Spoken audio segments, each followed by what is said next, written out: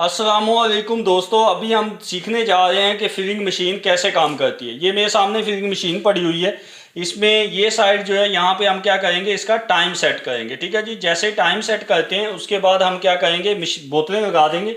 ये खाली बॉटल्स हमने लगाई हुई हैं ब्लीच के लिए। ठीक है जी।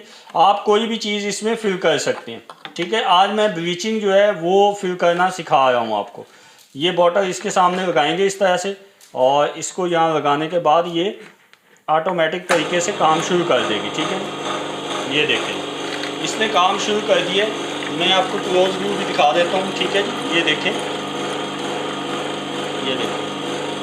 ठीक है जी। और जैसे ही ये बॉटल फिल होगी तो ये ऑटोमेटिक तरीके से क्या करेगी, बंद हो जाएगी। ठीक है। तो देखें जी, ये ऑटोमेटिक तरीके से इसका जैसे टाइम पूरा हुआ है ये बॉटल्स फिल हो गई हैं और ये बंद हो गई है। तो दोस्तों,